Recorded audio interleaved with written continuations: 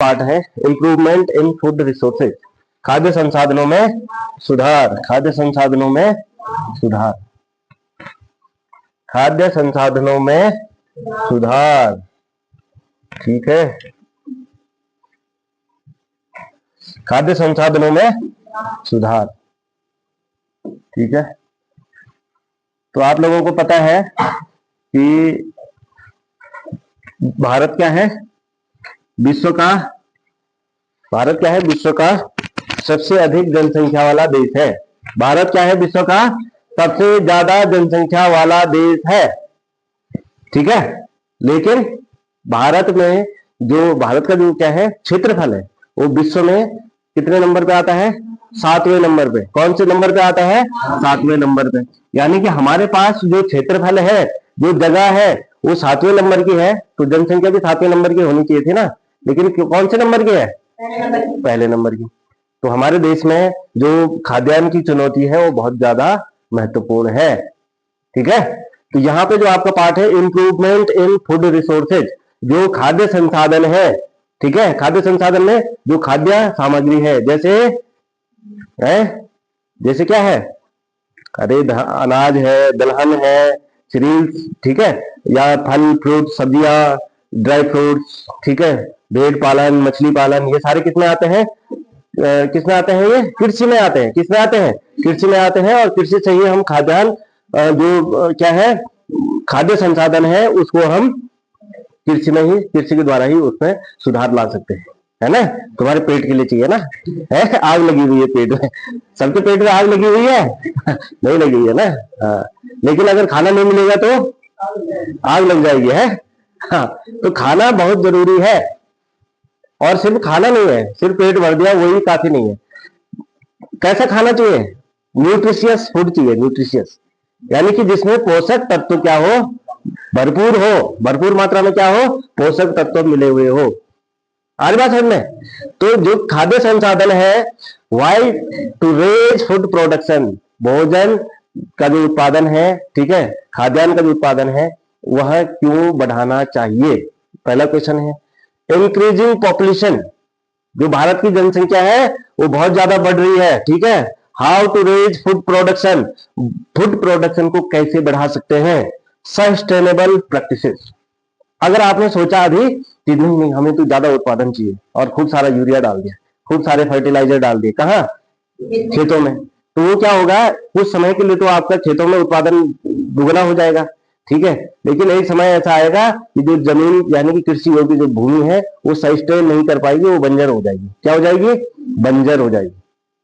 तो हम जो सस्टेनेबल प्रैक्टिसेस है, यानी कि जो संधारणीय उपागम या संधारणीय क्या है, विधियां हैं, किस तरह से हम प्रोडक्शन भी ज्यादा लें और जो भूमि है, जो मिट्टी है, वो भी उर्वरा शक्ति उसकी हमेशा बनी रहे, उसी को हम सस्टेनेबल प्रैक्टिसेस में क्या करते हैं, पढ़ते हैं। ठीक है, तो does the food production solve the problem, क्या जो फूड प्रोडक्शन है वह जो बढ़ती हुई जनसंख्या है, क्या वो उसकी समस्याओं को सॉल्व कर लेगा।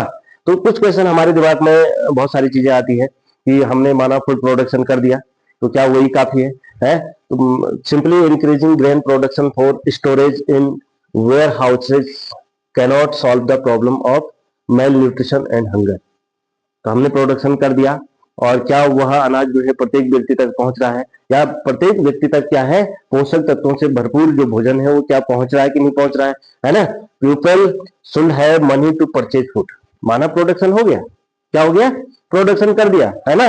और तुम्हारी जेब में जो है 10 रुपए नहीं है, तो कैसे खरीदोगे, बताओ कैसे खरीदोगे। तो सिर्फ फूड प्रोडक्शन ही काफी नहीं है, लोगों के पास उस भोजन को खरीदने के लिए, उस खाद्यान्न को खरीदने के लिए पैसा भी होना चाहिए। क्या होना चाहिए, पैसा भी होना चाहिए। अगर लोगों की क्या बढ़ेगी, इनकम बढ़ेगी, ठीक है, और जो एग्रीकल्चर में जो लोग काम कर रहे हैं उनकी आय बढ़ेगी, है ना। सरकार कई बार दावा करते हैं ना कि हम किसानों की आय दुगुनी करेंगे, किसानों के लिए सब्सिडी देंगे, देती है सरकार, देती है कि नहीं देती। किसानों के लिए जो इक्विपमेंट आते हैं, कृषि यंत्र आते हैं, उनमें गवर्नमेंट क्या देती है, सब्सिडी देती है, देती कि नहीं देती। क्यों देती है सब्सिडी, ताकि किसानों का मुनाफा हो, किसान कम आय में ज्यादा प्रोडक्शन, मतलब कम लागत में ज्यादा प्रोडक्शन करे। क्या करे भाई, ज्यादा प्रोडक्शन करे, और साथ ही जिनके पास कृषि योग्य भूमि नहीं है उन लोगों को रोजगार के अवसर दे। ये किसकी जिम्मेदारी है? सरकार की। साथ ही सरकार की जिम्मेदारी यह है कि सभी लोगों को क्वालिटी एजुकेशन दे, क्वालिटी एजुकेशन दे, ठीक है। लेकिन अब तुम लोग अगर पढ़ेंगे नहीं तो क्वालिटी एजुकेशन कहां से मिलेगी तुम लोगों को? इसलिए गवर्नमेंट चाहती है कि हमारा प्रत्येक देश का प्रत्येक नागरिक क्या हो, पढ़ा लिखा हो, मिनिमम ज्ञान उसको प्राप्त हो। समझ में आ रही बात? ताकि वह अगर कृषि कर रहा है तो वो वैज्ञानिक तरीके से कृषि करे, ठीक है। वह अगर क्या है रोजगार प्राप्त कर रहा है तो वो स्किल्ड होना चाहिए। कैसा होना चाहिए? स्किल्ड होना चाहिए, ठीक है। तो जो कृषि के द्वारा जो खाद्यान्न हमें प्राप्त होता है, उसमें जो भोजन है, खाद्यान्न है, उसमें जो पोषक तत्व है, यहाँ पे उनकी लिस्ट दी गई है। जैसे हमें जो पोषक न्यूट्रिएंट्स कौन कौन से बहुत ही आवश्यक होते हैं, सबसे पहले क्या है? कार्बोहाइड्रेट है, प्रोटीन है, फैट है, विटामिन एंड मिनरल है, और दूसरे क्या है? फोडर क्रॉप्स, ठीक है। यहाँ पे ध्यान देना है कि जो न्यूट्रिएंट्स है उनसे हमें कैसे जो है न्यूट्रिएंट्स मिलते हैं, वो खाद्यान्न से हमें न्यूट्रिएंट्स किस प्रकार से मिलता है। तो सबसे पहले यहाँ पे ध्यान देना है कार्बोहाइड्रेट। क्या होता है कार्बोहाइड्रेट? किस लिए आवश्यक होता है? कार्बोहाइड्रेट से हमें क्या मिलती है? ऊर्जा मिलती है। कैसे मिलती है? कार्बोहाइड्रेट का जब डाइजेशन होता है तो किसमें टूटता है? किसमें टूटता है? कार्बोहाइड्रेट टूटता है ग्लूकोज में। किसमें टूटता है? ग्लूकोज में टूटता है। और ग्लूकोज कहाँ? कोशिका में, माइटोकॉन्ड्रिया में, ठीक है। ऑक्सीजन की उपस्थिति में टूटता है कार्बन डाइऑक्साइड और H2O में, तो उससे हमें एनर्जी मिलती है। क्या मिलती है? एनर्जी मिलती है। तो कार्बोहाइड्रेट किन खाद्यान्न से हमें प्राप्त होता है? जैसे क्या है? गेहूं है, चावल है, मक्का है, मिलेट्स है। मिलेट क्या होता है? मोटा अनाज, एंड सोरगम्स, ठीक है। सोरगम, ज्वार, बाजरा, समझ लो। तो इनसे क्या मिलता है हमें? कार्बोहाइड्रेट मिलता है। क्या मिलता है? कार्बोहाइड्रेट। और ऊर्जा के लिए सबसे आवश्यक पोषक तत्व क्या है? कार्बोहाइड्रेट। क्या है? कार्बोहाइड्रेट। इसके बाद प्रोटीन। तो प्रोटीन का कार्य बताओ। है शरीर में वृद्धि, विकास, मरम्मत, इन सब का काम किसके द्वारा होता है? प्रोटीन के द्वारा। किससे जो है प्रोटीन मिलता है? तो सबसे पहले चने में प्रोटीन मिलता है, मटर में मिलता है, ब्लैक ग्राम उड़द में मिलता है, ग्रीन ग्राम मूंग की दाल में मिलता है, पिजन पी अरहर में मिलता है, लेंटिल मसूर में मिलता है, ठीक है। साथ ही सोयाबीन जो यहाँ पे छोड़ रखा है, सोयाबीन भी प्रोटीन का बहुत अच्छा सोर्स है, ठीक है। इसके बाद फैट। फैट का क्या काम होता है शरीर में?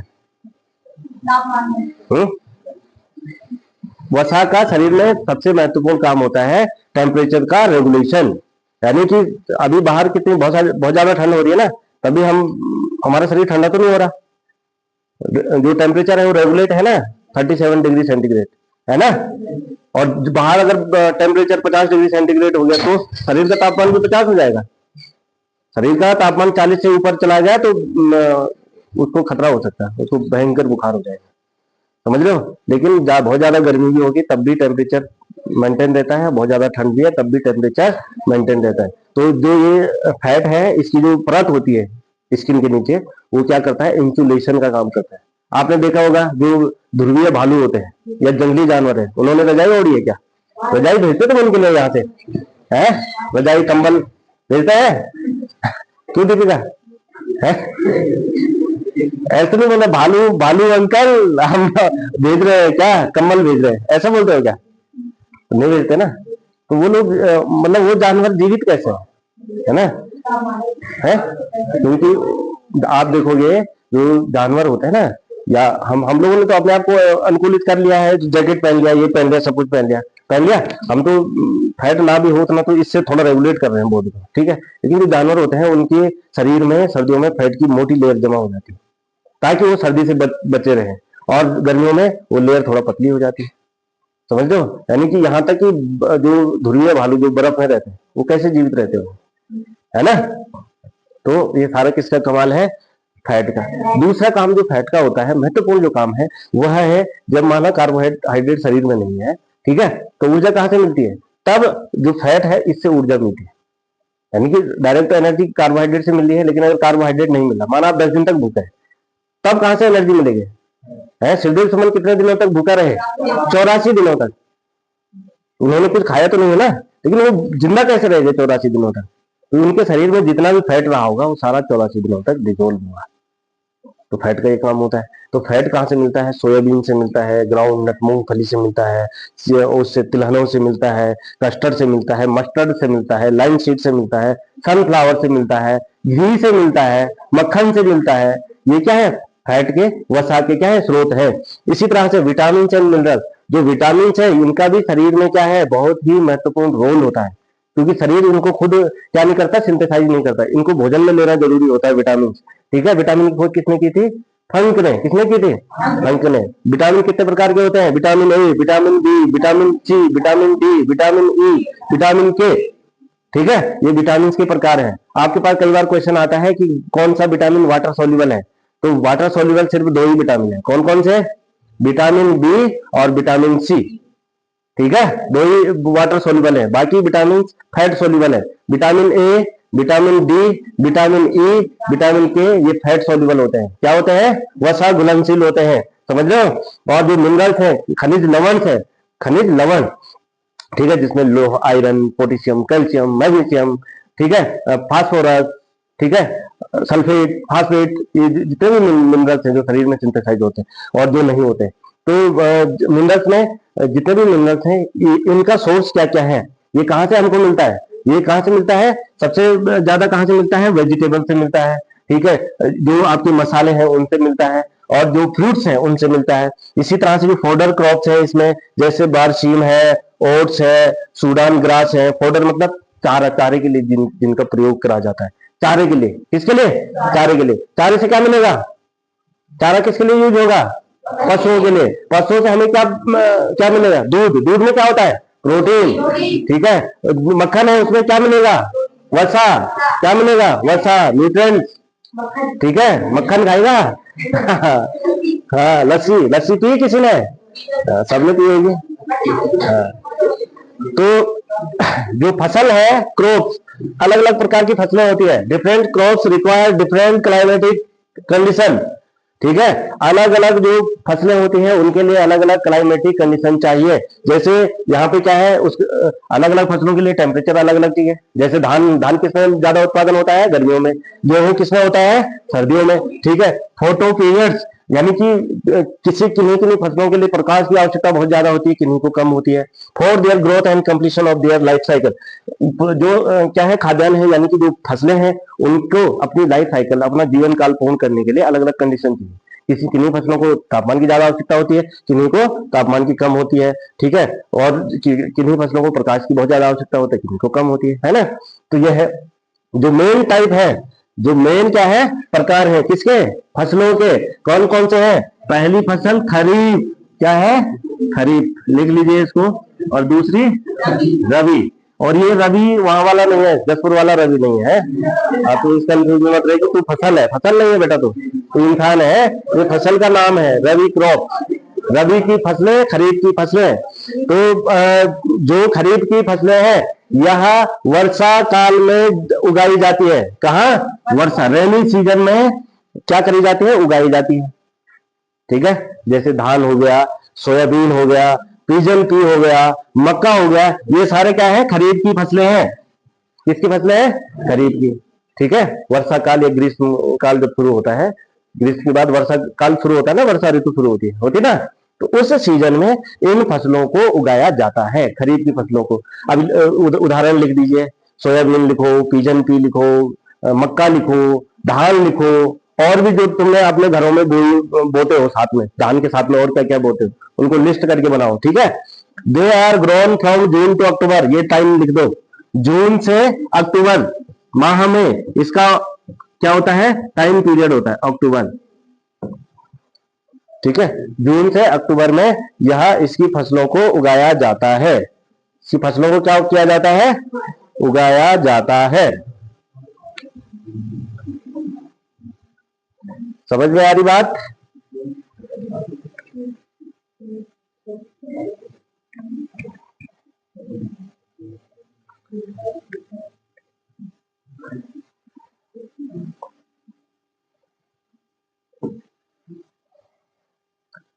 इसके बाद है रबी की फसलें। कौन सी फसलें? रबी की फसलें। ठीक है, तो रबी की जो फसलें हैं यह शीत ऋतु में इसका उत्पादन किया जाता है। शीतकाल में, विंटर सीजन में इनको रबी की फसलें कहा जाता है। वह फसलें जिनका उत्पादन है शीतकाल में किया जाता है, ऐसी फसलों को रबी की फसलें कहते हैं। ठीक है, जैसे गेहूं, चना, मटर, सरसों, और जो आजकल फसलें बो रखी तुम लोगों ने, है ना, ये सब किस में आती है? रबी की फसलें। और इनको किस सीजन में करा जाता है? नवंबर से अप्रैल तक इन फसलों का क्या होता है? सीजन होता है, उत्पादन का सीजन होता है। अब है इंप्रूविंग क्रॉप यील्ड। जैसे फसलों में, फसल का उत्पादन में हम कैसे वृद्धि कर सकते हैं, कैसे क्या कर सकते हैं? वृद्धि कर सकते हैं। तो सबसे पहले आपको उच्च क्वालिटी की जो क्रॉप की वैरायटी है, फसल की जो मतलब चाहे वो गेहूं की हो, धान की हो, अच्छी उसकी प्रजाति होनी चाहिए। प्रजाति कैसी होनी चाहिए? अच्छी होनी चाहिए। तो सबसे पहले हम क्या करेंगे? क्रॉप की वैरायटी में इंप्रूवमेंट करेंगे। दूसरा क्या करेंगे? इसके प्रोडक्शन में इंप्रूवमेंट करेंगे। ठीक है, और प्रोटेक्शन में इंप्रूवमेंट करेंगे। पहले क्या है? वैरायटी इंप्रूवमेंट, दूसरा प्रोडक्शन इंप्रूवमेंट, ठीक है, तीसरा प्रोटेक्शन इंप्रूवमेंट। प्रोटेक्शन, आपने बहुत सारा जो है खाद्यान्न का उत्पादन कर दिया, लेकिन उसको स्टोर करने के लिए कुछ है ही नहीं, तो क्या होगा? धान सड़ जाएगा ना। अगर उसको ढंग से इम्प्रूव, मतलब ढंग से उसको प्रोटेक्ट नहीं करा तो उसमें घुन लग जाएंगे, फड़ी लग जाएगी, लग जाएगी कि नहीं लग जाएगी? है। और अगर नमी वाली जगह पे रख दिया तो सारा धान सड़ जाएगा, गेहूं सड़ जाएगा। तो उसके लिए प्रोटेक्शन की भी क्या है? उचित व्यवस्था होनी चाहिए।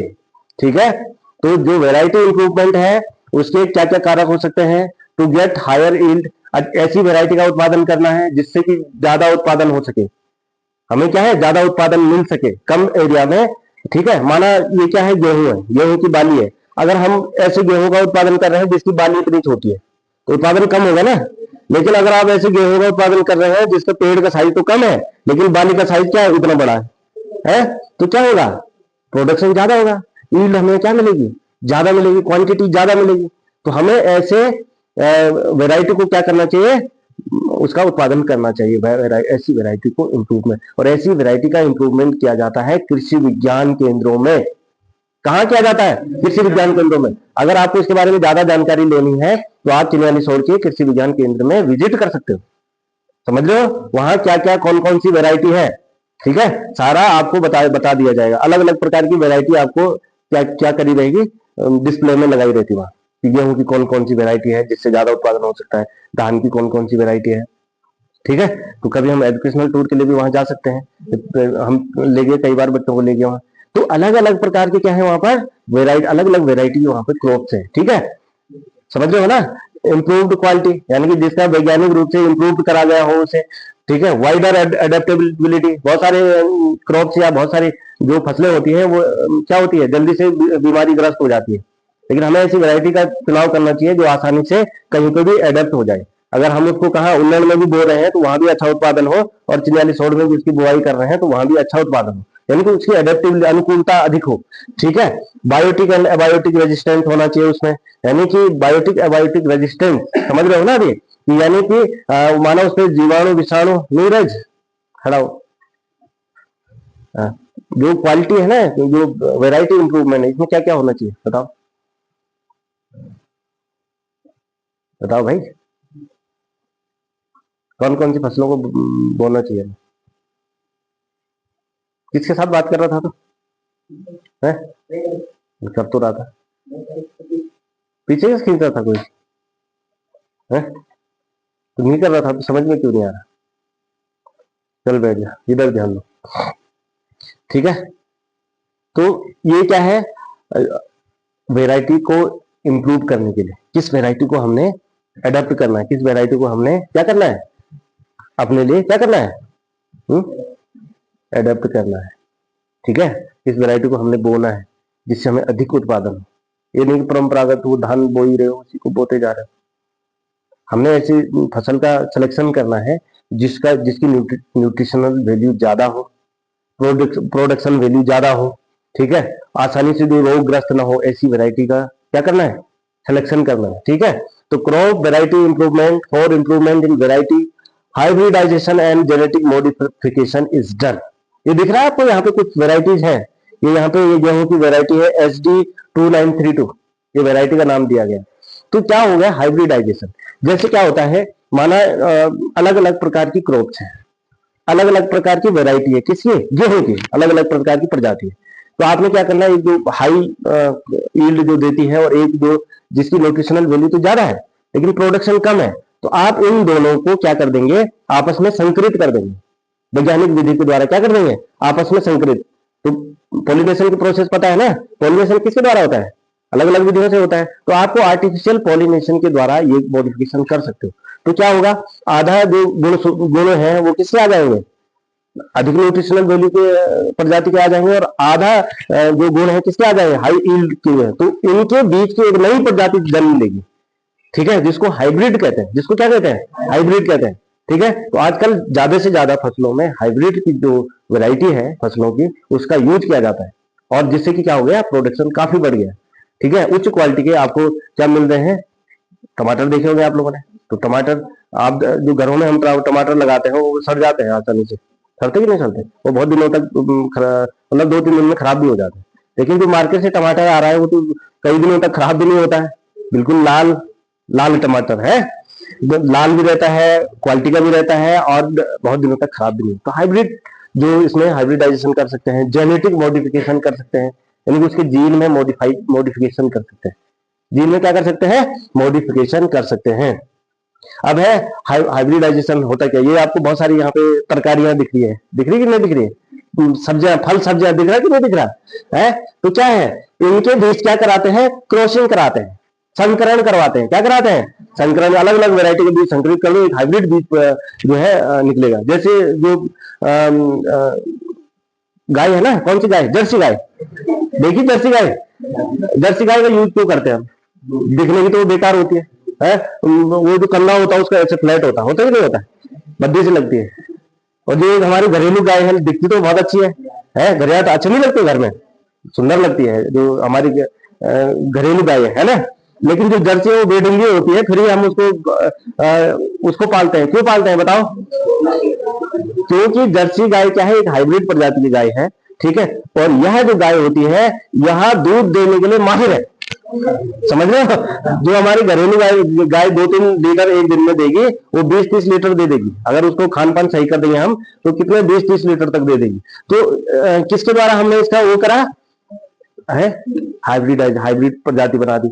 इसी तरह से शोध होते रहते हैं, शोध जो है, जो कृषि वैज्ञानिक है वो इन पे क्या करते रहते हैं, शोध करते रहते हैं, समझ रहे हो। पशु चिकित्सक हैं, जो साइंटिस्ट हैं, वो इसमें शोध करते रहते हैं कि अलग अलग प्रजाति के जो जीव हैं या जो पशु हैं उनको भी हम क्या करें, हाइब्रिड करें। ऐसी क्या है, फसलों में भी है, जो इंटर वेराइटल, अलग अलग वेराइटी के जो प्लांट्स होते हैं उनके बीच संकरण कराया जाता है और एक नई प्रजाति को जन्म देते हैं या नई प्रजाति को हाइब्रिडाइज्ड करते हैं। ठीक है, तो ये दो सेम जीनस, ठीक है, एक ही जाति के अलग अलग जो वेराइटी स्पीसीज में एक ही वंश के अलग अलग जो स्पीसीज होगी या 2 स्पीसीज होगी उनके बीच हाइब्रिडाइजेशन कर सकते हैं, इंटरजेंडरी कर सकते हैं, 2 अलग अलग वंशों के बीच भी क्या करा सकते हैं, संकरण करवा सकते हैं।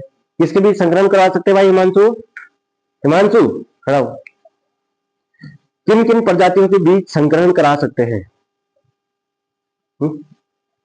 एक ही वंश के करा सकते हैं, 2 अलग जातियां हैं अगर, और अलग अलग जो जेंडरा है उनके बीच करा सकते हैं, है ना। ध्यान दे, या आगे पे। तो इस तरह से आप हाइब्रिडाइजेशन कर सकते हैं, जेनेटिक मॉडिफिकेशन कर सकते हैं। यहाँ पे ये दिख रहा है आपको CSH16, ये इसका नाम है, इसकी प्रजाति का नाम है NRCH8506। तो it is the process of alternating the genetic make up of A crops. Genetic engineering होती है ना, उसमें जो जीन होते हैं उसमें मॉडिफिकेशन करा जाता है। तो मॉडिफिकेशन करने के बाद जो नई वैरायटी उत्पन्न होगी उसकी जो क्या होगी, in the field of biotechnology, जैव अभियंत्रिकी, क्या कहा जाता है, लिख लो, जैव अभियंत्रिकी, जैव प्रौद्योगिकी, सॉरी, जैव प्रौद्योगिकी, बायोटेक्नोलॉजी लिख दिया सबने।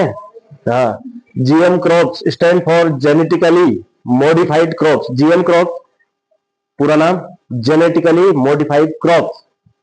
अगर आप कृषि विज्ञान केंद्र में चले गए, वहां कृषि वैज्ञानिक आपको बता रहे हैं ये GM क्रॉप्स है, आपको पता ही नहीं, तो नाम लिख लो, जेनेटिकली मॉडिफाइड क्रॉप्स। ठीक है, stand for genetically modified crops that has been purposefully engineered and not selectively bred organism. ये क्या है, जेनेटिकली मॉडिफाइड होते हैं और उसके बाद इनको हम अपनी क्या है एग्रीकल्चर में इसका यूज करते हैं। क्यों करते हैं, क्योंकि इनकी प्रोडक्शन जो यील्ड की जो क्षमता है, उत्पादन जो इनसे मिलता है वो बहुत ज्यादा मिलता है।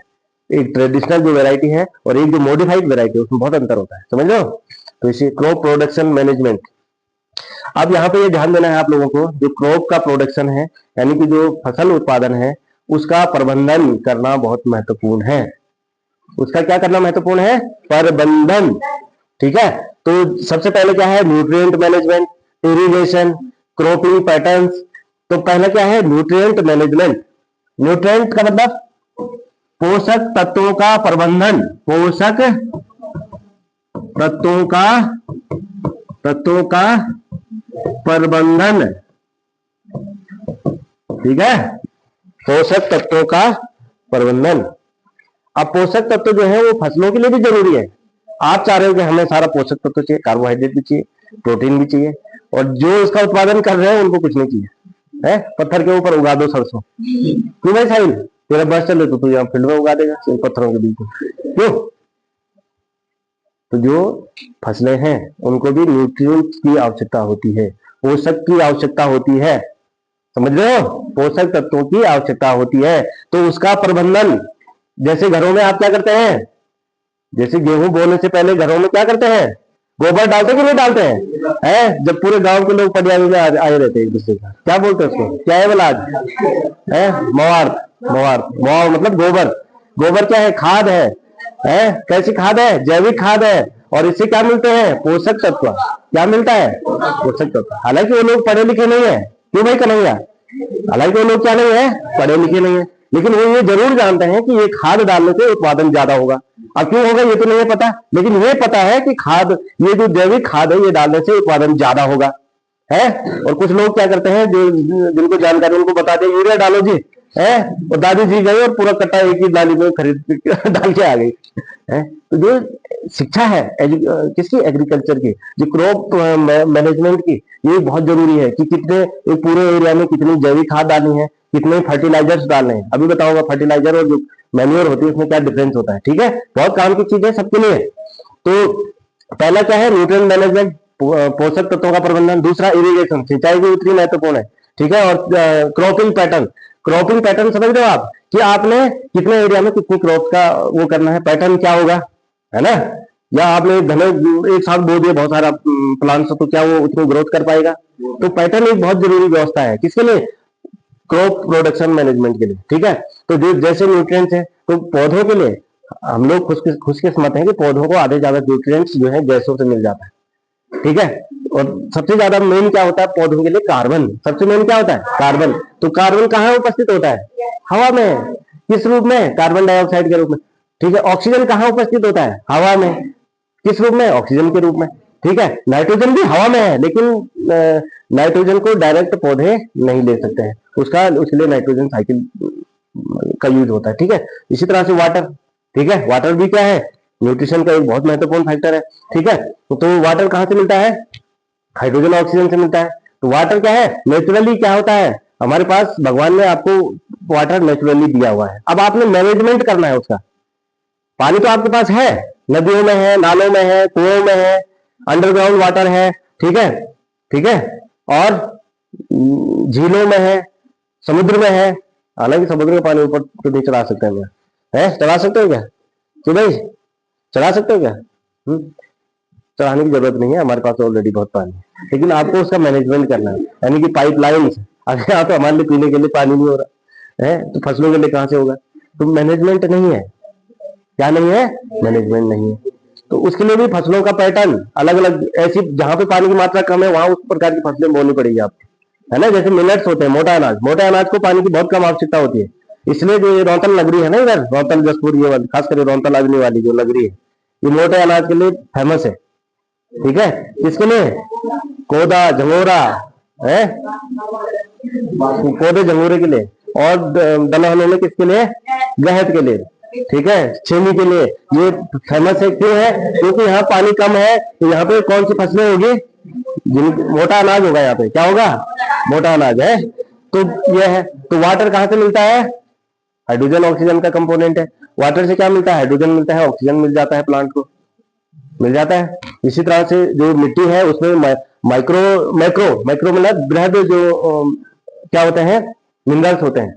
ठीक है, वो कौन कौन से हैं? मैक्रो न्यूट्रिएंट्स जो जिनकी ज्यादा आवश्यकता होती है वो है nitrogen, phosphorus, potassium, calcium, magnesium, sulphur. ये मिट्टी से मिल जाते हैं। दूसरा माइक्रो यानी कि जो सूक्ष्म तत्व होते हैं वह है आयरन, जिंक। पौधों को सूक्ष्म तत्वों की किस चीज की आवश्यकता होती है? लिख लीजिए इसको। ठीक है, बृहद अणु, बृहद तत्व मैक्रो न्यूट्रिएंट्स वह है nitrogen, phosphorus, potassium, calcium, magnesium, sulphur. और जो सूक्ष्म तत्व है या सूक्ष्म पोषक तत्व है वह है कौन कौन? आयरन, जिंक, पूछूंगा इसको, iron, zinc, copper, manganese, boron, molybdenum और क्लोरीन और क्लोरीन।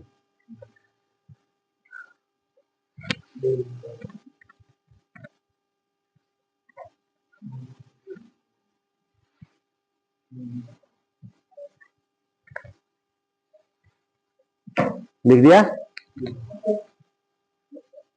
इसके बाद है मैन्योर, खाद। ठीक है, खाद पानी, पौधों को खाद पानी देना है।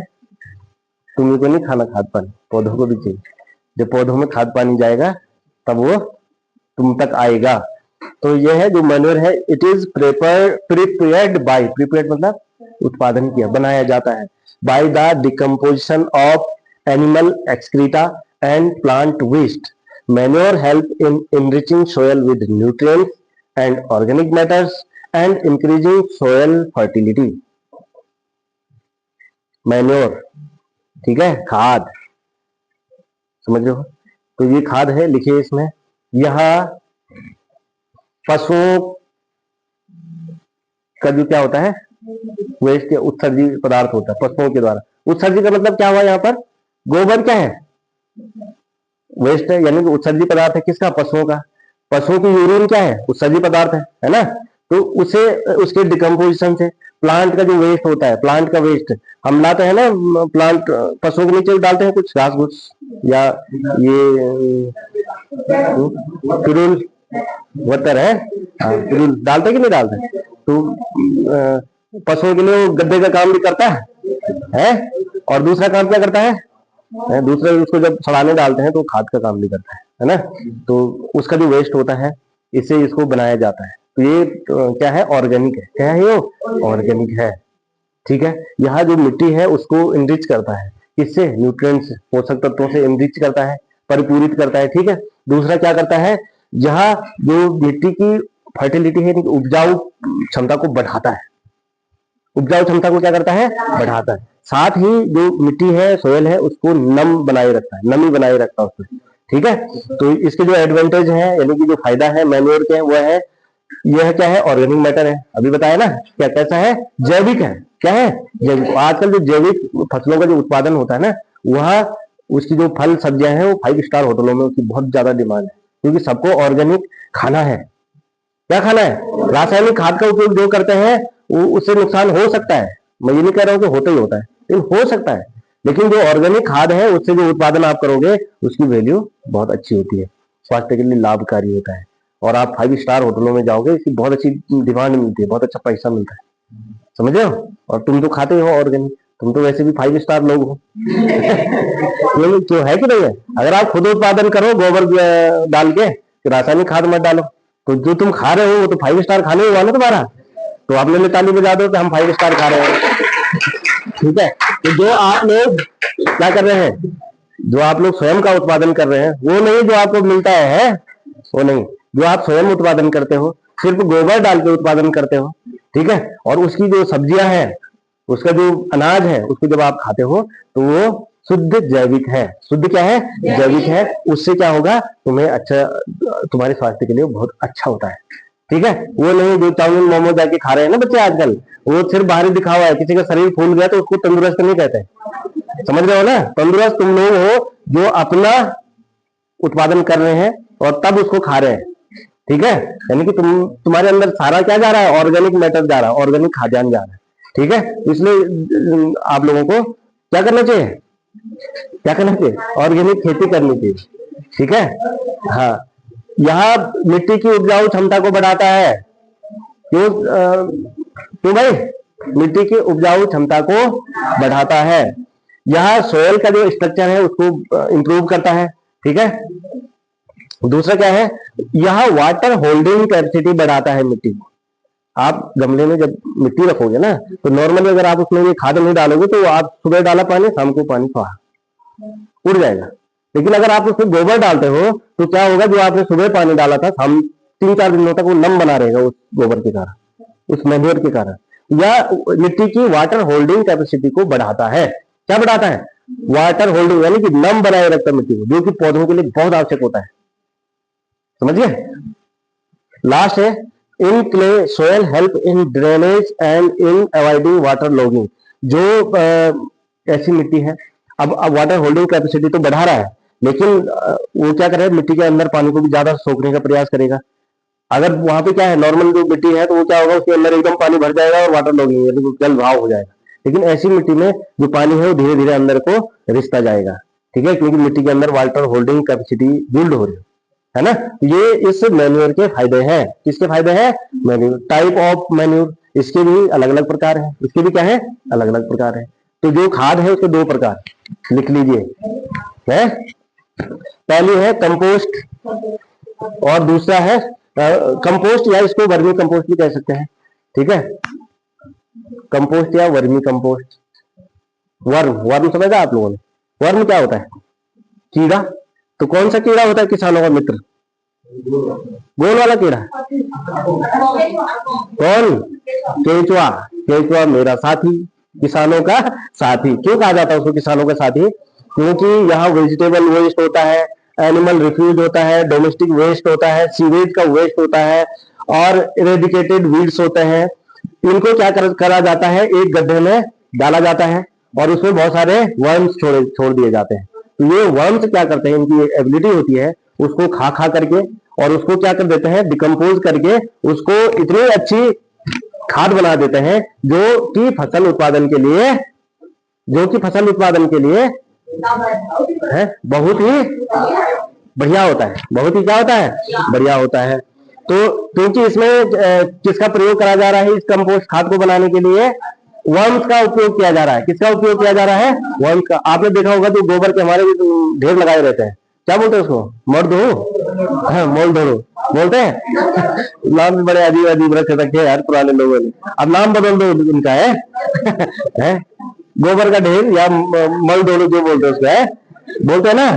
तो उसमें आप लोगों ने देखा होगा कि नेचुरली जो अर्थवर्म उत्पन्न हो जाते हैं, होते कि नहीं होते, वो जो अर्थवर्म में जो खाद बनाई रहती है वो बहुत ही बारीक भुरभुरी, ये तो कच्चा वाला है, वो तो गीला होता है, उतना लाभकारी नहीं होता है। लेकिन जो भुरभुरा होता है, जो वर्म्स के द्वारा बनाया गया भुरभुरी खाद होती है, ठीक है, वह स्पॉन्जी बोलते हैं इसको, स्पॉन्जी खाद होती है, वह बहुत ही लाभकारी होती है, ठीक है। मैंने एक वीडियो भी बना रखी फेसबुक पे, है किस पे, वर्मी कंपोस्ट क्या है। बहुत सारे वर्म्स पकड़ के लाया था मैं इधर बाहर चांदपुर से, ठीक है। और कट्टे में इतने सारे और इतना सारा गोबर, उसमें बहुत सारे कीड़े थे, लेकिन खाद बड़ी बढ़िया थी, ठीक है। प्लांट्स में डाले अपने यहाँ सारे, तो इसको vermicompost. Green manure, some plant like sun और हेम्प और grown and then mulched by ploughing them into the soil, turn into green manure which helps in enriching the soil in nitrogen and phosphorus। कुछ जो plants होते हैं जैसे कौन कौन से हो गए, हेम्प, ठीक है, सन और हेम्प। हेम्प मतलब हेम्प मतलब ये होता है ना भांग, कैनाबिस, चलो जो भी है। तो कुछ जो प्लांट्स होते हैं उनको हम क्या कर देते हैं, जब खेत की जुताई करते हैं ना, तो ग्रीन जब वो होते हैं वैसे ही उनको जमीन में क्या कर देते हैं, उनकी जुताई कर देते हैं। तो जमीन मिट्टी के अंदर चले जाएंगे वो, तो क्या होगा, उनकी ग्रीन खाद बन जाएगी, ग्रीन मैन्योर बन जाएगा उनका। तो वो जो ग्रीन मैन्योर होता है उसका जो फायदा होता है वह नाइट्रोजन और फास्फोरस से पूर्णित होता है। कैसे पूर्णित होता है, नाइट्रोजन और फास्फोरस से, नाइट्रोजन और फास्फोरस से पूर्णित होता है। वो नाइट्रोजन बाद में किस काम आता है? प्रोटीन बनाने के काम। नाइट्रोजन किस काम आता है? प्रोटीन बनाने के काम आता है, समझ लो। तो प्रोटीन बनाने के काम में आता है और फास्फोरस है, ठीक है। तो ये है ग्रीन मैन्योर। अब है फर्टिलाइजर्स, जिनको उर्वरक भी कहा जाता है। ये क्वेश्चन कई बार पूछ लिया जाता है आप लोगों से, जो खाद है और फर्टिलाइजर, इसमें क्या अंतर है? आप लोग बता ही नहीं पाते हैं?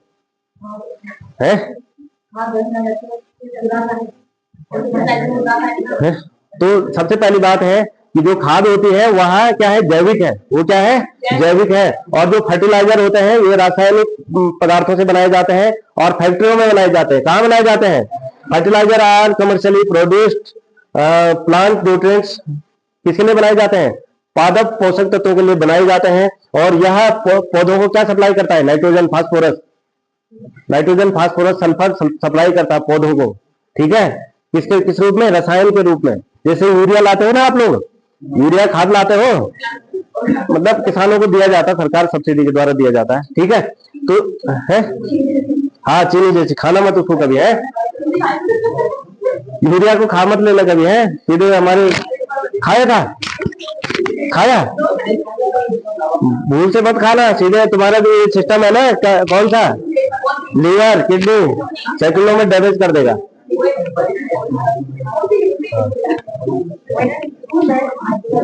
हाँ भाई, इधर ध्यान दो।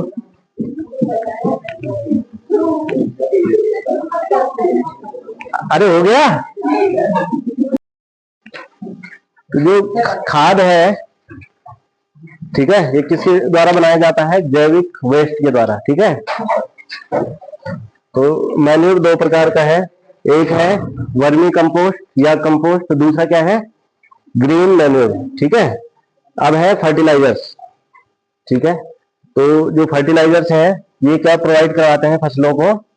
क्या प्रोवाइड कराते हैं? न्यूट्रिएंट्स, ठीक है, मिनरल्स, ठीक है, नाइट्रोजन, फास्फोरस, ठीक है, सल्फर।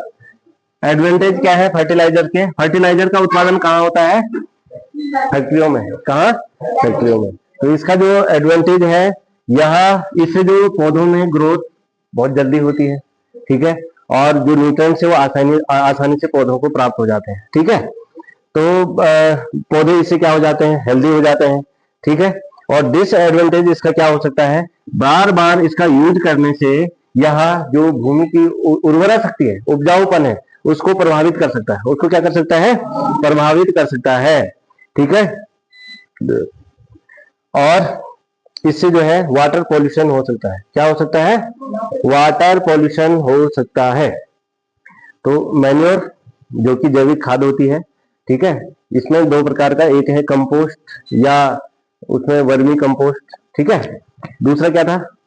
ग्रीन मैन्योर, ठीक है, हरी खाद। तो इसमें क्या है, कुछ जो पौधे होते हैं उनको हरे ही जमीन के अंदर हल लगाते समय या जुताई करते समय जमीन के अंदर गाड़ देते हैं, जिससे उनको क्या है, नाइट्रोजन इत्यादि की मात्रा पर्याप्त मात्रा में मिल जाती है, ठीक है। अब है ऑर्गेनिक फार्मिंग, ठीक है। कौन सी फार्मिंग? ऑर्गेनिक, ठीक है। तो ये कृषि का या खेती का क्या है, एक प्रकार का सिस्टम है जिसमें केमिकल फर्टिलाइजर का यूज या तो नहीं किया जाता है या तो बहुत कम मात्रा में किया जाता है। केमिकल फर्टिलाइजर जैसे कि यूरिया हो गया, ठीक है, ये क्या है? केमिकल फर्टिलाइजर, ठीक है। तो इनका यूज क्या किया जाता है? बहुत कम, या इनका यूज नहीं किया जाता है। हर्बिसाइड्स का यूज नहीं किया जाता है, खरपतवार नाशी का प्रयोग नहीं किया जाता है, और ना ही किसका, पेस्टिसाइड का यूज किया जाता है, पेस्ट इत्यादि को खत्म करने के लिए, ठीक है। इन केमिकल का यूज नहीं किया जाता है। और आप लोग क्या है, रुपए के टाइम लाओ जी बाजार से भट्टी की दवाई जरूर लेके आना है बोलते हैं, तो जानबूझ के आप लोग केमिकल डाल रहे हो खेतों में, तो उससे क्या है, ऑर्गेनिक फार्मिंग करने में दिक्कत आती है। तो कुछ जैविक विधियां हैं, जैसे नीम है, अखरोट है, कुछ ऐसे जो जैविक प्लांट्स हैं जिनसे कि क्या होता है, जो ये कीट पतंग है ये दूर भागते हैं। तो हमको जैविक मेथड का यूज करना चाहिए, ठीक है। तो जो ऑर्गेनिक फार्मिंग है, इसके लिए क्या जरूरी होता है? ऑर्गेनिक मैन्योर इसके लिए जरूरी होता है। रिसाइकल फार्म वेस्ट, जो लाइव स्टॉक या जो पशुधन है इनका जो वेस्ट होता है उसकी आवश्यकता होती है। बायोलॉजिकल एजेंट का यूज करना पड़ता है। ब्लू ग्रीन एल्गी का प्रयोग इसमें करना पड़ता है। बायोलॉजिकल बायो फर्टिलाइजर का यूज करना पड़ता है। नीम हो गया, नीम की पत्तियां हो गया, अभी कह रहा था ना मैं, नीम हो गया, हल्दी हो गई, ठीक है। तो जहाँ पे हम जो दाने हैं, मतलब जो धान है, धान इत्यादि का जहाँ पे स्टोर करते हैं, तो वहाँ हम नीम की पत्तियां या हल्दी का उसमें छिड़काव करके क्या कर सकते हैं, उनको पेस्ट से बचा सकते हैं, ठीक है। तो इसको बायो पेस्टिसाइड भी कह सकते हैं, बायो पेस्टिसाइड भी कह सकते हैं। अब है इरिगेशन। तो किसी भी तरह की खेती करने के लिए सिंचाई की जो है आवश्यकता होती है। किसकी आवश्यकता होती है? सिंचाई की आवश्यकता होती है। तो the way to water crops at the right stages during their growing season can increase the expected yields of any crop. Poor monsoon cause crop failure. जो खेती है उसको हम प्रॉपर टाइम पर उसकी अगर हम सिंचाई कर देंगे तो उसमें अच्छी पैदावार उत्पन्न होगी। ईल्ड का मतलब पैदावार उत्पन्न होगी, ठीक है। और आपको क्या है, अच्छी जो है उत्पादन, अच्छा उत्पादन मिलेगा तो आपका मुनाफा होगा, फायदा होगा, है ना। तो सिंचाई की आवश्यकता समय समय पर फसलों को होती है। लेकिन जब मानसून क्या हो जाता है, कमजोर हो जाता है, या किसी साल जो है बारिश कम होती है, तो क्या हो जाता है, बहुत सारी जो फसलें हैं वो बर्बाद हो जाती है। बहुत सारी फसलें क्या हो जाती है, बर्बाद हो जाती है। तो जो वाटर के रिसोर्सेज हैं, कि जहां से हमको क्या मिलता है, पानी मिलता है ना, पानी मिलता है ना। तो रिसोर्सेज क्या है, संसाधन क्या है, तो क्या है, पहला है कुआं। कुएं खोदे रहते थे पहले के लोगों ने, उसमें पानी इकट्ठा रहता है। कैनाल्स यानी कि नहरें, ठीक है, नदियां, टैंक्स, इन सबका यूज सिंचाई के लिए किया जाता है, ठीक है। रेन वाटर हार्वेस्टिंग, अगर जैसे रोहतल जैसी जगह पे क्या है, पानी का संसाधन क्या है, पर्याप्त नहीं है, तो यहाँ क्या हो सकता है कि जब बारिश होती है तो उसको हार्वेस्ट किया जा सकता है, ठीक है। उसको एकत्रित किया जा सकता है, भंडारण किया जा सकता है। कैसे कैसे भंडारण किया जा सकता है? बड़े बड़े टैंक बना करके, ठीक है। तो उसको जो है बड़े बड़े टैंकों में एकत्रित कर दिया, और जब पानी नहीं होता तब सिंचाई के लिए उसका यूज कर सकते हैं। आप अपने घरों में जो है टैंक बना सकते हो। जो आपका आंगन होता है वहां पे बड़े बड़े टैंक बना सकते हो। जैसे चिन्याली में हम लोगों ने क्या कर रखा है, प्रत्येक घर में क्यों, पानी की कमी है तो पानी स्टोर करना पड़ता है। तो वहां पे क्या है, हमने टैंक बना रखे हैं मकान के अंदर। तो उसमें क्या है, हालांकि वहां तो पानी का इकट्ठा करते हैं, लेकिन जब पानी नहीं आता था तो हम छत का पानी इकट्ठा करते थे, स्टोर करते थे उसका। तो रेन वाटर हार्वेस्टिंग हो गया। क्या हो गया? रेन वाटर हार्वेस्टिंग हो गया। तो जैसे यहाँ पे इधर का पानी सारा यहाँ पे क्या एक बांध बना दिया, तो ये पानी इकट्ठा हो गया। ये टीरी जो डैम है, ये डैम बना सकते बड़े बड़े। यहाँ ये पानी हार्वेस्ट हो रखा है ना, इस पानी से जो है दिल्ली हो गया, उत्तर प्रदेश हो गया, देहरादून, हरिद्वार हो गया, तो यहाँ बिजली का उत्पादन तो हो ही रहा है, लेकिन साथ में सिंचाई के लिए भी और पेयजल के लिए भी जो है यहाँ से पानी प्रोवाइड होता है इन राज्यों को, ठीक है। और अन्य डिस्ट्रिक्ट में भी आप पानी पहुंचा सकते हैं वहां से, या जैसे चिन्याली में पानी की दिक्कत है तो वाटर पंपिंग कर सकते हैं। तो आज तो सब रेन वाटर है, सारा रिवर से भी है, रेन का भी इकट्ठा हो रहा है, हो रहा है कि नहीं हो रहा है। तो रेन वाटर हार्वेस्टिंग कर सकते हैं। लिख भी रहे हो तुम लोग? नहीं लिख रहे हो, तुम तो सिर्फ कथा सुनने आ जाते हो। रेन वाटर हार्वेस्टिंग और क्या क्या साधन होते हैं सिंचाई के? कुएं, नहरें, लिखते नहीं हो, कथा सुनते रहते हो।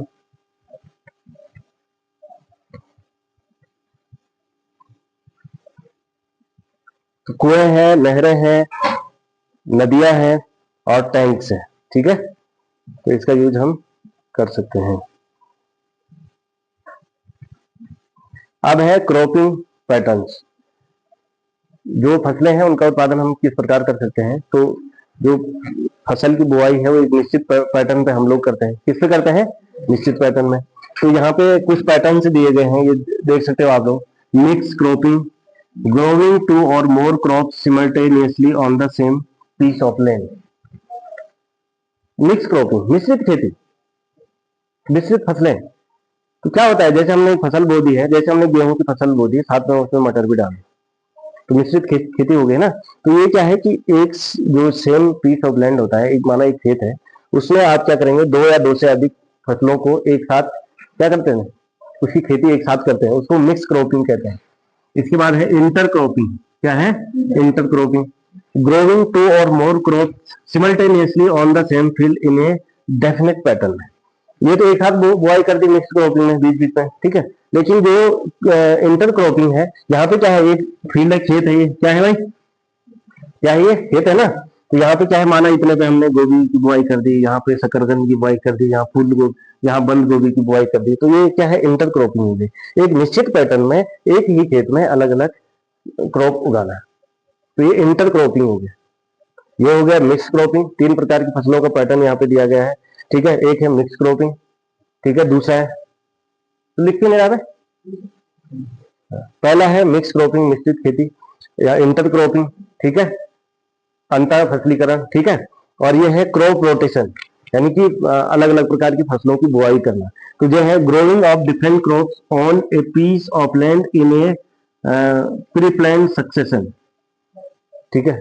तो जो एक निश्चित आपका खेत है उसमें आप जो फसलें उसका रोटेशन कर सकते हैं, क्या कर सकते हैं, रोटेशन कर सकते हैं फसलों की बुआई का, ठीक है। आया समझ में? तो 3 प्रकार का है, mix cropping, inter cropping, crop rotation. Mix cropping, inter cropping बोलते नहीं हो तुम लोग, मिक्स क्रॉपिंग, इंटर क्रॉपिंग और क्रॉप रोटेशन, ठीक है। एडवांटेज ऑफ क्रॉपिंग पैटर्न्स, अगर आप क्या करते हैं, फसलों को एक निश्चित पैटर्न में उनकी बुआई करते हैं तो उसके कुछ बेनिफिट्स होते हैं। क्या होते हैं? Mix cropping reduce risk and give some insurance against failure of one of the crop. अगर 2-3 क्रॉप आपने एक साथ बुआई कर दी तो हो सकता है एक क्रॉप जो है नष्ट हो जाए, यानी कि वो सीजन में नहीं उग पा रही है, तो बाकी 2 जो क्रॉप आपने उसमें मिक्स कर रखी है वो तो उगेगी, तो ये रिस्क खत्म हो जाता है कि कुछ नहीं उगेगा इस खेत में इस बार। तो अगर आप मिक्स करके जो है क्रॉपिंग कर रहे हो तो ये फायदा हो जाता है। दूसरा है intercropping ensure maximum utilisation of the nutrient supplied and also prevent pest and diseases from spreading to all plant. तो अगर आप अलग अलग पैटर्न में क्या करते हो, इंटर क्रॉपिंग करते हैं एक ही खेत में, तो कुछ ऐसी प्रजातियां भी होती हैं फसलों की जो कि पेस्ट से रजिस्ट होते हैं, जिनको आसानी से बीमारी नहीं लगती, और अलग अलग प्रकार के पैटर्न में अगर फसलें उगा रखी है तो वो क्या करेंगे, जो न्यूट्रिएंट्स है, ठीक है, उसको क्या कर सकते हैं, आसानी से यूटिलाइज कर सकते हैं, आसानी से क्या कर सकते हैं, उपयोग में ला सकते हैं। और जो बीमारी फैलती है, एक माना एक प्रजाति पे बीमारी आ गई फसलों में, तो क्योंकि बगल में दूसरी प्रजाति है तो दूसरी पे नहीं जाएगा। अगर एक ही प्रकार की सारी फसल बो रखी है तो क्या होगा, उस प्रजाति की अगर बीमारी आ गई तो पूरा खेत खत्म हो जाएगा। लेकिन अलग अलग प्रजाति की है तो बीमारियां अलग अलग प्रजातियों में एकदम नहीं फैलती। तो माना खेत का एक टुकड़ा अगर खराब भी हो गया तो दूसरा तो बचा हुआ है। तो इंटर क्रॉपिंग से ये फायदा है। और क्रॉप रोटेशन से क्या है, 2 or 3 crops can be grown in a year with good harvest. जैसे क्रॉप रोटेशन, जैसे मरगांव वाले क्या करते हैं, एक सीजन पे धान बो दिया, फिर बीच का जो सीजन होता है उसमें राजमा की दाल लगा देते हैं, 45 दिन वाली लगाते हैं, लगाते हैं, लगाते हैं, ठीक है। और फिर गेहूं की बुआई करते हैं। गेहूं की बुआई के बाद क्या करते हैं, धान के हैं, धान के लिए वो छेनी होती है 45 दिन वाली। तो साल भर में 3 फसलें उगा रहे हो, तुम लोग जनरली क्या उगाते हो, 2 फसलें, ठीक है। तो आप 2 फसलें उगा रहे हैं ना साल भर में, तो भाई कार्तिक कितनी फसलें उगाते हो, अरे ये खेत में कितनी फसलें उगाते हो, 2 फसलें मान के चलो। एक बार अगर आप धान उगा रहे हैं, एक बार गेहूं, वो तो मिक्स क्रॉपिंग होगी ना, मिक्स की बात नहीं कर रहा हूं मैं। साल भर के अंतराल में 2 बार तो फसलें लेते हो, चाहे वो मिक्स क्रॉपिंग हो चाहे वो इंटर क्रॉपिंग हो, 2 बार लेते हैं ना। लेकिन जो शॉर्ट पीरियड की जो फसलें होती है, ठीक है, वो अगर बीच में उसकी बुआई कर दें तो 3 फसलों को भी ले सकते हैं साल भर में, जैसे मरघाव वाले लेते हैं। तो क्या करते हैं, एक बार धान एक बार गेहूं और बीच में छेनी राजमा, ठीक है, 45 दिन वाली। उससे क्या बेनिफिट होता है, उससे बेनिफिट ये होता है कि जो दलहनी फसलें होती है इनकी जड़ों में राइजोबियम नामक जीवाणु होता है, जो कि वायुमंडल की नाइट्रोजन को जमीन में सोखता है, यानी कि जमीन क्या हो जाती है, मिट्टी क्या हो जाती है, उपजाऊ हो जाती है।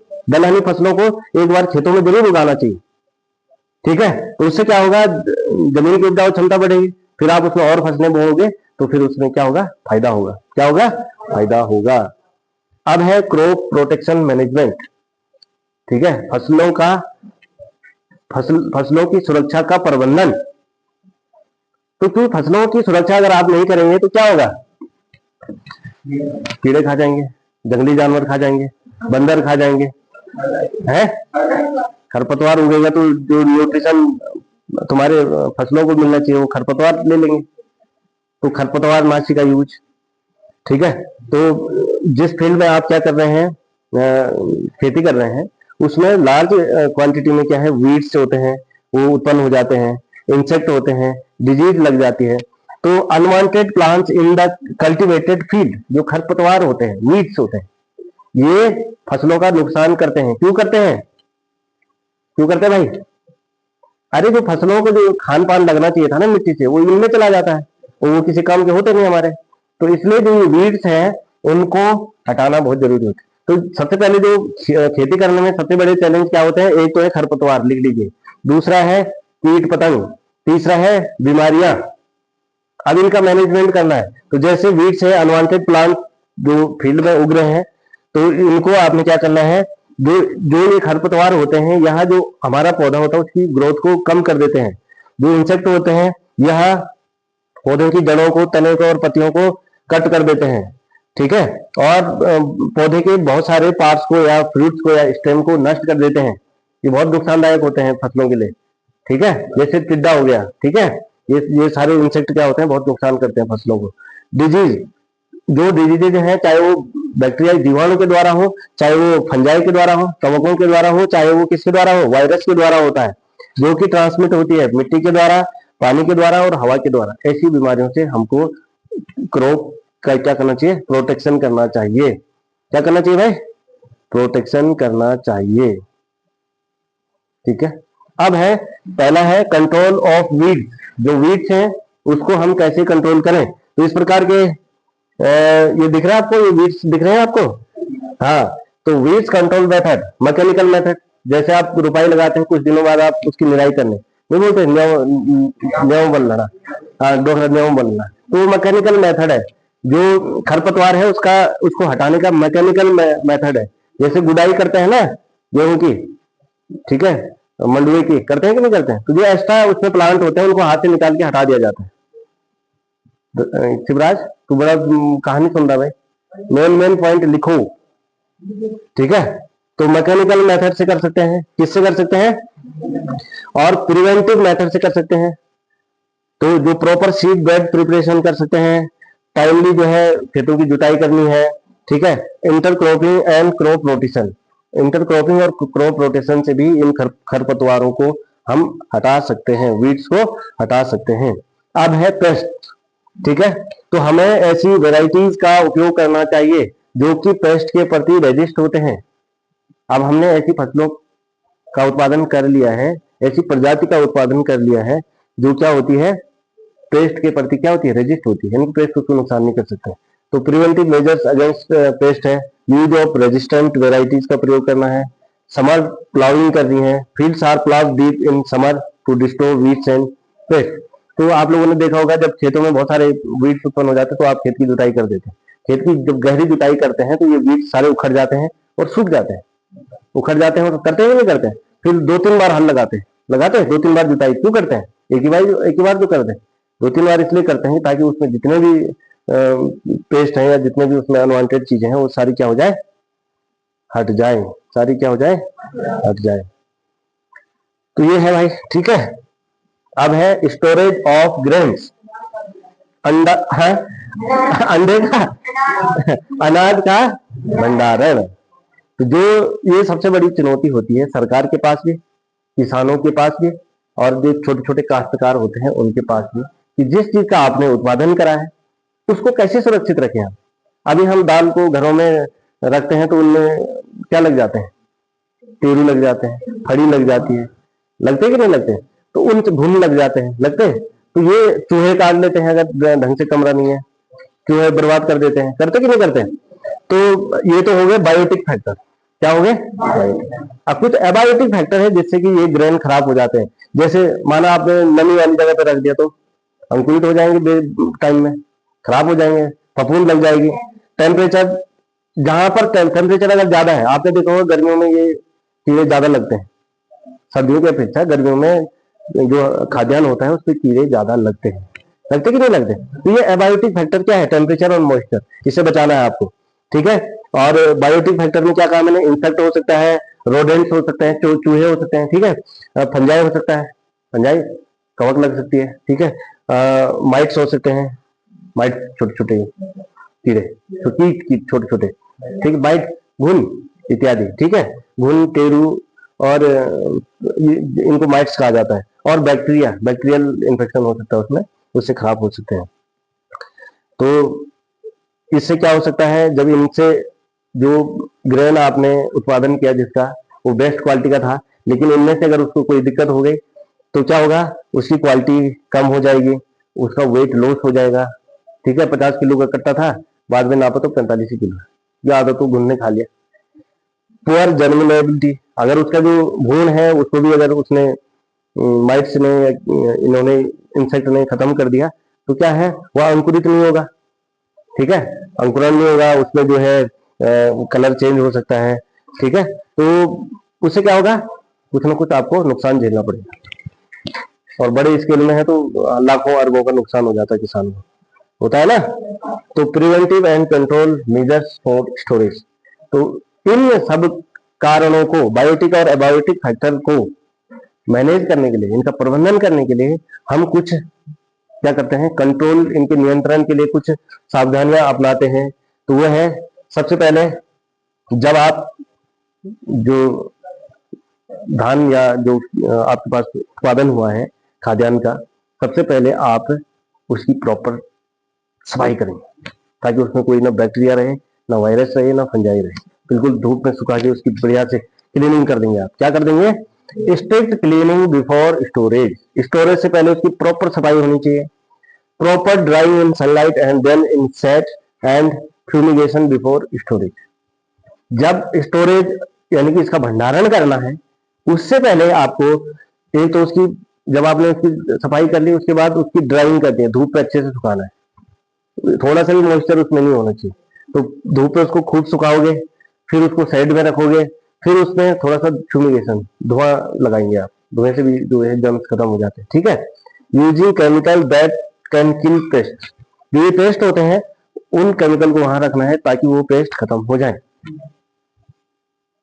क्या हो जाए, खत्म हो जाए। ठीक है, तो ये ऐसी क्या है, जैसे स्टोरेज मेथड डेवलप, ये कुछ यहाँ पे स्टोरेज मेथड है, ये ICAR के साइंटिस्टों के द्वारा डेवलप किए गए हैं। किसके द्वारा, ICAR है, ICAR के साइंटिस्टों के द्वारा ये स्टोरेज, क्या स्टोरेज बॉक्स जो है किसके द्वारा डेवलप किए गए, ICAR के साइंटिस्टों के द्वारा, लिख लीजिए। ठीक है, तो यहाँ पर आप लोगों को जो कृषि में जो फसल चक्र है, फसल उत्पादन है, रबी की फसलें, ठीक है, और खरीफ की फसलें, पेस्ट क्या होते हैं, ठीक है, वीड्स क्या होते हैं, वीडिसाइड, पेस्टिसाइड, ठीक है, और क्या पता है इसमें, इरिगेशन कैसे करते हैं, भंडारण कैसे करना है। तो भंडारण के लिए ये तो ICAR के साइंटिस्टों के द्वारा डेवलप है, लेकिन जो हम परंपरागत रूप से जो भंडारण के लिए किस चीज का यूज करते थे, भंगार का यूज करते थे कि नहीं करते थे, लकड़ी का बना हुआ और बिल्कुल इंसुलेटेड, बिल्कुल डार्क रूम होता था अंदर ना, बिल्कुल डार्क रूम होता था। या बाहर अगर भंगार है भी तो वो जमीन के नीचे रहती है ना, बिल्कुल उसको लकड़ी के द्वारा इंसुलेट किया जाता है। लकड़ी के इसमें जब हम, लकड़ी क्या होती है, इंसुलेट होती है, कुचालक होती है, उसके अंदर ज्यादा ताप, ठंड का ज्यादा प्रभाव नहीं पड़ता है, तो उसका यूज होता था। खास करके कोल्ड, जो ठंडी जगह है वहां पे जो है ये खाद्यान्न है सुरक्षित रहता है, लेकिन गर्म जगह पर ये सुरक्षित नहीं रहता है, तो इसके लिए कुछ केमिकल्स का यूज करना पड़ता है, या सरकार जो है इसके लिए कोल्ड स्टोरेज का यूज करती है। कोल्ड स्टोरेज यानी जहाँ टेम्परेचर डाउन होता है, यहाँ पेस्टिसाइड जो पेस्ट है, माइट्स हैं, इंसेक्ट हैं, ये पनपे ही ना, ये क्या ना हो, पनपे ही ना। ठीक है, तो ये पूरी पार्ट की समरी है। Animal husbandry, improvement in food resources, crops क्या होती है, क्रॉप्स, टाइप ऑफ क्रॉप्स, ठीक है, कौन कौन सी होती है, रबी और खरीफ की होती है। जो क्रॉप से हमें न्यूट्रिएंट्स मिलता है उसमें क्या क्या है, कार्बोहाइड्रेट होता है, प्रोटीन्स होते हैं, मिनरल्स होते हैं, विटामिन होते हैं, और चारा मिलता है। फॉडर क्रॉप्स, जो सीजनल क्रॉप्स होती है वो रबी की होती है, खरीफ की होती है ना। तो इम्प्रूविंग क्रॉप यील्ड, जब फसल उत्पादन को बढ़ावा देने के लिए, यानी कि ज्यादा क्वांटिटी में आपको फसल का उत्पादन मिले, उसके लिए आपने क्या करना है, क्रॉप वैरायटी इंप्रूवमेंट करना है। ठीक है, हाइब्रिड प्रकार की फसलों को की बुआई करना है, जेनेटिकल उसमें मॉडिफिकेशन जो कृषि वैज्ञानिक होते हैं, ये लगातार इसमें काम करते रहते हैं। ठीक है। इसके बाद है crop production management. Crop production management के लिए सबसे पहले उस क्रॉप के लिए आपको क्या चाहिए, न्यूट्रिएंट चाहिए। तो न्यूट्रिएंट मैनेजमेंट करना पड़ेगा। तो न्यूट्रिएंट मैनेजमेंट के लिए आपको क्या करना पड़ेगा, न्यूट्रिएंट नेचुरली उनको सप्लाई करने पड़ेंगे। ठीक है। उनके लिए कंपोस्ट खाद या वर्मी कंपोस्ट खाद, ग्रीन कंपोस्ट का इंतजाम करना पड़ेगा। आप फर्टिलाइजर का यूज कर सकते हैं, ऑर्गेनिक फार्मिंग कर सकते हैं। इसके बाद उसमें इरिगेशन की जरूरत होती है। किसकी जरूरत होती है, इरिगेशन, यानी कि सिंचाई की आवश्यकता होगी। किसकी आवश्यकता होगी, सिंचाई की। तो सिंचाई की आवश्यकता हमें जो सिंचाई की आवश्यकता है वो कहाँ से पूरी होती है, उसके लिए कुछ हमारे पास नेचुरल रिसोर्सेज है। Irrigation initiative and water shade management कर सकते हैं। वाटर शेड मैनेजमेंट का मतलब क्या हुआ, यानी कि जैसे जंगलों में, क्योंकि अगर डायरेक्ट बारिश हो रही है, पेड़ पौधे नहीं तो वो पानी सीधा बह जाता, नदियों में चला जाता नीचे। लेकिन आप क्या, छोटे छोटे तालाब बना के ऊपर छोटे छोटे उसमें नाले बना करके, छोटे छोटे उसमें चाले बना, चाल खाल परियोजना भी कहते हैं। तो छोटे छोटे गड्ढे आप बना के ऊपर ऊपरी साइड में, तो क्या होगा, वो पानी वहां पे रुकेगा। पानी रुकेगा तो धीरे धीरे वहां की जो जमीन है उसमें धीरे धीरे रिसेगा, और उसमें जब पानी रिसेगा तो एक तो मृदा अपरदन रुकेगा, मिट्टी का कटाव रुकेगा। दूसरा क्या है, जो आपके जो नेचुरल रिसोर्सेज है, जो जहाँ आपका प्राकृतिक धारे है, चर पनियार, और कौन कौन से हैं, हुड़ झोड़, क्या क्या है भाई उधर है, चौथड़। तो कई जगह जो है नेचुरल रिसोर्सेज थे। तो 2018 में हमने 18-19 में सतीश और उनकी जो पूरी टीम है, हम लोगों ने पूरे रौतल आदमी के जो क्या थे प्राकृतिक जल स्रोत थे उन पर रिसर्च करा, और गांव के बुजुर्ग लोगों से पूछा कि भाई पहले कितना पानी आता था इनमें। तो उन्होंने बताया कि पहले तो इनमें बहुत पानी रहता था, लेकिन अब ये पानी आधे से ज्यादा जो स्रोत है वो सूख गए, है ना। तो ये इसलिए सूख रहे हैं क्योंकि एक तो पेड़ों की कटाई हो गई, ऊपर पेड़ नहीं लगा रहे तुम लोग। तो पेड़ नहीं लगा रहे हैं तो क्या होगा, जमीन में पानी को सोखने की क्षमता कम हो जाती है, मृदा अपरदन हो जाता है, ऊपर की जो उपजाऊ मिट्टी होती है वो बह के नीचे निकल जाती है। तो सबसे पहले तो प्लांटेशन होना चाहिए तकड़ा सा। ठीक है। दूसरा क्या होना चाहिए, जो वाटर शेड मैनेजमेंट के अंतर्गत जो चाल खाल परियोजना है उसको आपको इम्प्लीमेंट करना चाहिए। ठीक है। ऊपरी जो एरिया है या खेतों के अगल बगल जो है छोटे छोटे गड्ढे बना दो, पानी को रोकना है, हिंड्रेंस उत्पन्न करनी है उसमें, जिससे कि क्या होगा, जब बारिश होगी तो वो पानी जमीन में जाएगा, और अगर ऊपरी साइड जब जमीन में पानी जाएगा तो धीरे धीरे जमीन के अंदर से रिश्ता हुआ जो तुम्हारे प्राकृतिक स्रोत है वो रीजनरेट होंगे, उनमें पानी रीजनरेट होगा। अगर आपको रौतल आदमी और यहाँ का अस्तित्व बचाए रखना है तो ये टेक्निक अपनानी जरूरी है। नहीं तो 4300 से कब तक टैंकर पे पानी आएगा, या वहां आजकल पानी वहां टूट गया तो कब तक वहां 10 दिन लग जाते हैं वहां पानी को लाने, और मानो 20 दिन तक पानी, दोनों पाइपलाइन का पानी टूट गया तो कहाँ जाओगे, कहाँ से आएगा पानी, टैंकर से मंगाना पड़ेगा। टैंकर से कितना तो पानी यूज करोगे तुम, कितना ज्यादा से ज्यादा एक परिवार को 40 लीटर मिलेगा। अब 40 लीटर में तुमने शौच इत्यादि तो जाना है, या खाने के लिए तो जाना है, जानवरों के लिए तो चाहिए, किसके लिए चाहिए। सस्टेनेबिलिटी जरूरी है, सस्टेनेबल डेवलपमेंट जरूरी है। हम लोग क्या है, आज का ही सोचते हैं कि आज है हमारे पास नदी में पानी है, वहां लाओ दो नल लेके आओ वहां से। लेकिन हम लोग ये नहीं सोचते हैं कि हमारे आने वाले आगे के जो 30-40 साल बाद क्या स्थिति हो जाएगी। पेड़ों का इस तरह से कटाव होता रहेगा, पेड़ लगाएंगे नहीं, पानी को अगर हम रोकेंगे नहीं तो आने वाले समय में जितना पानी अभी बचा भी हो इन स्रोतों में वो भी सूख जाएगा। तो उस कंडीशन में इन गांवों का अस्तित्व खतरे में हो जाएगा। तो इसके लिए जरूरी है कि अभी से आप लोगों को जो वाटर शेड मैनेजमेंट है, ठीक है, उसके लिए इनिशिएटिव लेना चाहिए, पहल करनी चाहिए। ठीक है। अपने स्तर से करनी चाहिए। अगर हम छोटे छोटे गड्ढे 3-4 गड्ढे मैं ही बना दो साल भर में, ठीक है, या 1-2 प्लांट मैं ही लगा दो, खास करके जो ऊपरी साइड अगर बांझ के जो प्लांट्स हैं वो लगेंगे तो मिट्टी के जल को धारण करने की क्षमता बढ़ेगी, और अगर बढ़ेगी तो जो ये पुराने जो हमारे क्या है जल के स्रोत हैं वो क्या होंगे, रीजनरेट होंगे। ठीक है। तो ये हो गया, बाकी कल इसका नोट्स बना के लाना भाई।